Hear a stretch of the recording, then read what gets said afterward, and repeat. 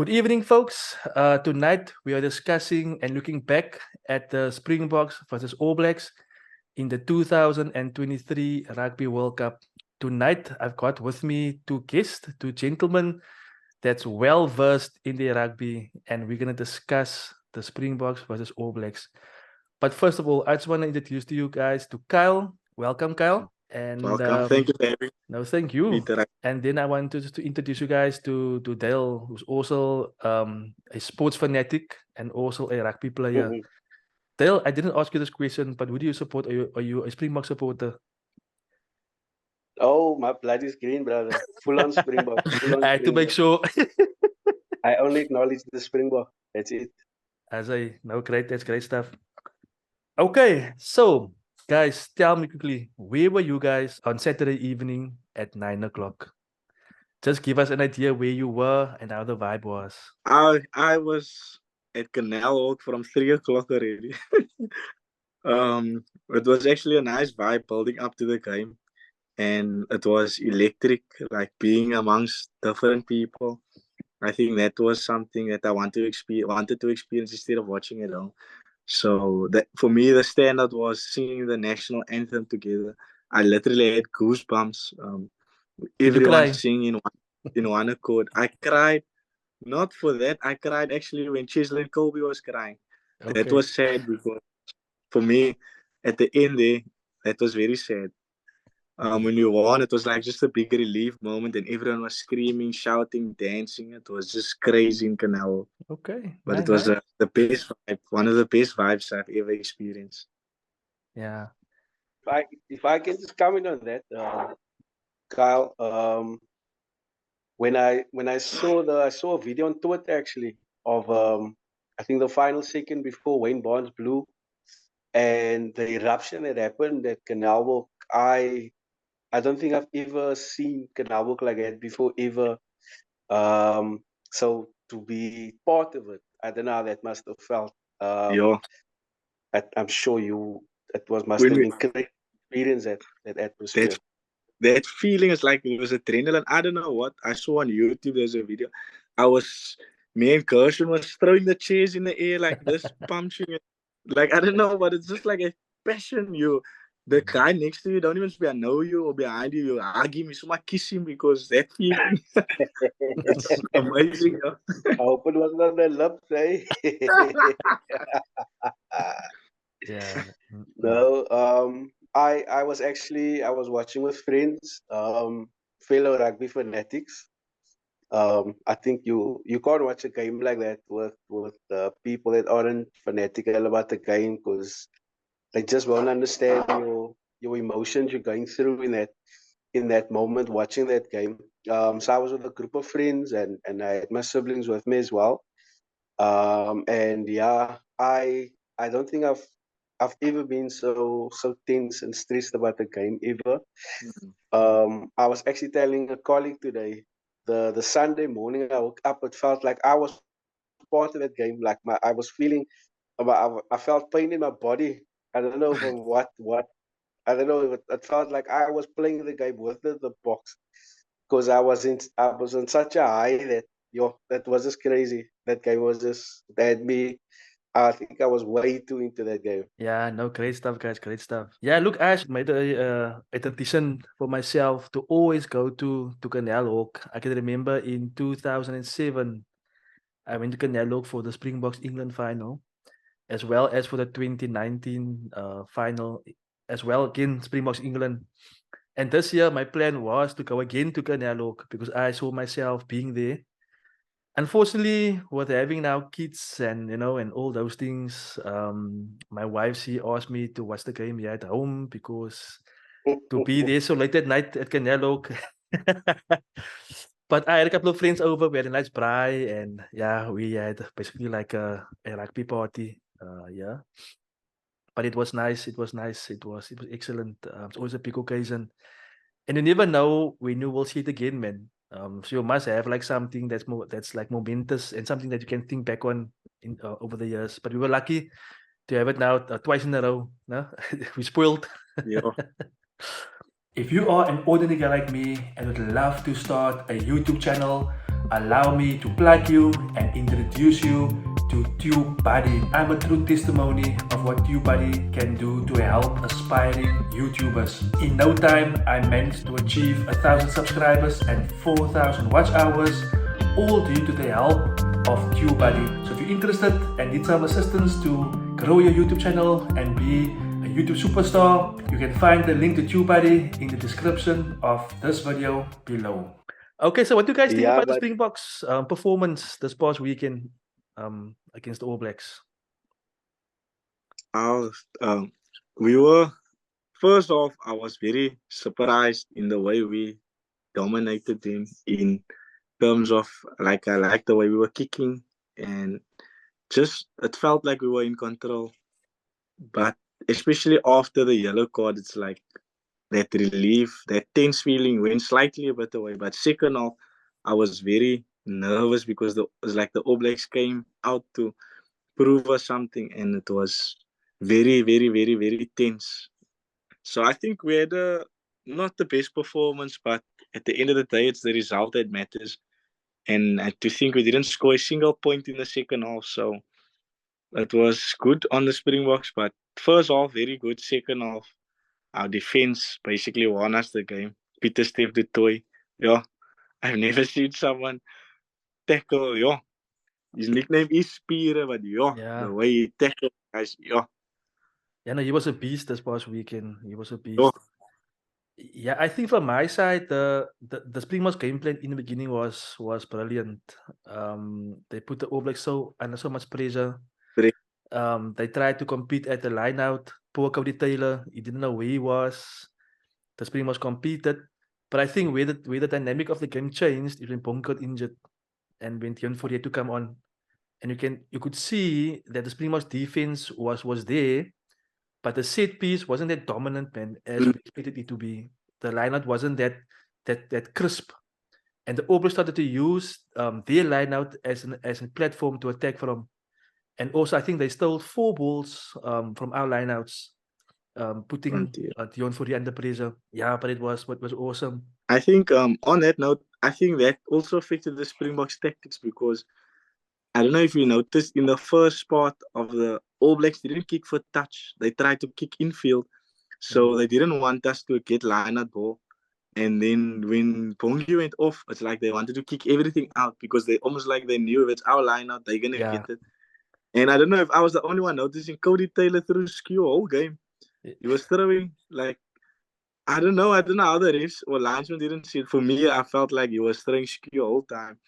And Eoban tried to compete, and when Eoban went off, it was like free ball for them. Exactly. Because no one else was competing.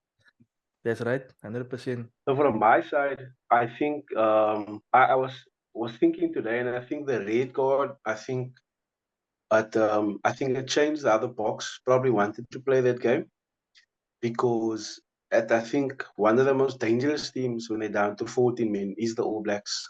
Because then it's like they just go full on attack mode, and then they're one of the hardest teams to stop. And I think our game also got disrupted a bit because with the Bongi injury so early. I don't think we can look past how that just threw everything off. Because as much as we might have planned, try to cover all our bases, but if you don't have your first choice lineout thrower available, and I think the All Blacks probably have 3 of the best locks to compete with. If you look at Retallick, even Scott Barrett, and then you still have a white lock on the bench. So I'm sure Fourie must have been super nervous, because that's probably the worst team to lose a lock against. And then you need to bring in someone that has probably not played hooker in I don't know how many years, and then still in a World Cup final. So I think from that point of view, we probably did, our set piece was kind of nullified throughout the final. But we can't get away from our defense, and to an extent, our kicking game is what won us that game, because we gave them proper. I mean, Damien Willems in the air was almost like did to them what Freddie Stewart did to us in the semifinals. Like he was just crazy. and even our defense, first time tackles. Yo, that was Yeah. just. I mean, the hits put in and Ospira, Peter Steph. Nah, that was just next level. Was just next level. Yeah, no, definitely. I think also the way the All Blacks kick the ball, I think they kicked the ball a little bit too long compared to what England did to us in the semi-finals. England's kicks were on the money, man. Yeah. Yeah, I think yeah. what's his name? The All Blacks, their Battle. kicks was a little bit Oh, too oh, far. The other thing also I wanted to say was that that try from Bowden Barrett. Do you guys think that was like a knock no, on on the line no, from no. Mark Talia? That was a that was a knock on. And of course, I think boss, I think I think it was fine because he passed it back, but the ball bounced and then it went forward. Yeah, so But they must say it's the action of the hand. So I said it was he passed it back to Leah. yeah. It went back, but when it hit the ground, it went forward from there. That's what I saw. But my thing is this, man. no, At least go back to I the saw a tempo different angle. and look at it, man. You see, to make double sure. Yeah, for me in the final, that is something you need to check. I mean, they check everything else in the game. I don't know how Wayne Barnes or his team didn't come in to have that check, Exactly. especially with such a big game, because that is a call that I see everybody's going on about the odd severe penalty call. But Mm, I mean, why is not more noise being made about that try that yeah, needed to be checked? Like you can't tell me he's 100% sure that that was or that wasn't a knock on. Mm. 100% is right. And also, I saw a stat in previous World Cups as well, where they say that defense wins World Cups, not attack. The team that has the best defense, they're the one actually that wins Jake World White, Cups. Jake Yeah, White always said, yeah, because him 100%. and Graham Henry always used to have this debate about Yeah, attack and defense. And Jake White always said, defense is what win you a World Cup, not yeah. attack. And And my it got thing is proven this. again. And my thing is this: now you have the All Blacks or their fans that saying that the Springboks played a very bad game and that, but they forget when they played against Ireland in the quarterfinals, they didn't see much ball. They were playing without the ball. They themselves were defending. I think there was a stage where they Defense defended like for 30 odd phases in the first phases. half and the second half, and they won the game because the defense won point. Yeah, so yeah, people have their own opinion sometimes. Okay, so guys, obviously the Springboks beat the All Blacks, and the whole of Sunday and even Monday, I was on Twitter, on X, and there was plenty of videos of All Black fans being like sad, even the All Black support, even the All Blacks themselves, when the cameraman or when the had a camera in the changing room of the All Blacks. I can picture what's his name, Mwanga sitting there on the bench, looking all sad, and all the guys there. Yeah, I saw it. And for that moment, I like felt sorry for them, man. No? But on Monday, I saw a video on X where Jody Barrett, he didn't take Ramaphosa's hand at the medal ceremony. And Ramaphosa gave him like so a feel cake, and the guy just walked past Ramaphosa. So I thought to myself, man, no, man, why must I feel sorry for these guys? If the thing Peter was, on that. yeah, I can see if the roles were reversed, then they wouldn't feel Yes. sorry for us. But Mm-mm. tell me, did all the Bad brothers not shake Ramaphosa's hand? No, Because I know Odin was walking behind him. all he said Jody did shake his hand and that they spoke about it. I don't know if you heard. He spoke about it in the press conference today. He said just before that, he shook the Ramaphosa's hand, and it's clarified because he said that he doesn't like the abuse. He has said he doesn't like the abuse that he's receiving, him and his family, from South African fans for not shaking Ramaphosa's Okay, hand. So he okay, clarified that he spoke to him and he did shake his hand. Oh, I okay, see. yeah, No, well then good it's for him. good. At least he did come up for him. Yeah. Because yeah, we don't need another Tom Curry episode. So where do you guys rate the Springbok team of all the other Springbok teams compared to the 2007 Springbok World Cup winning team as well as the 1995 Rugby World Cup winning team? For me, I would honestly say this is the best Springbok team ever, like ever, because not in terms of players, like 2007 had world class players in every position, but in terms of their togetherness, their fighting spirit. I mean, this team had the most difficult run to get France in the Ireland in the group, Scotland in the group, Tonga was a tough game. To get France in the quarterfinal, we team at one point England in the semi-final, and then New Zealand in the final. I think it was the toughest run. So that's what for me makes them. And to be victorious, and in France and against England, they were in losing situations, but they found a way to win. And I think that's what really great sides. Um, that's what they have in them, that fighting spirit that never say die. And I think that's what makes them the best Springbok team ever. Yeah. Not in terms of individuals as a team. 2007 had better individuals, but this is a better team all around, fighting for each other, playing for each other. Now, I must agree with Carl. I think this is probably, in my opinion, collectively, our best Springbok team ever. In terms of quality, longevity. I don't think another Springbok team. And I think we probably have one of the greatest brain trusts ever assembled for a Springbok team. Yeah. In Jacques and Rassie and their support staff. Like, I don't think there's a better brain trust around in terms of what they cover. But as a collective, this is probably the greatest Springbok team ever. No, 100%. I agree with you guys 100%. Because this group, they won the 2019 World Cup, then they won the Lions, and again the second World Cup.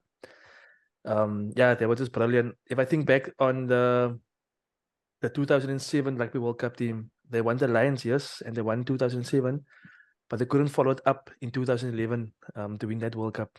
So yeah. But Yeah. But for me, a lot of the times I don't think enough is made of the 2007 box squad, and I think it's because a lot is to do with people not liking Jake White's attitude at that time. As Yeah. great of a coach as he was, I think his attitude at that time just rubbed a lot of people up the wrong way.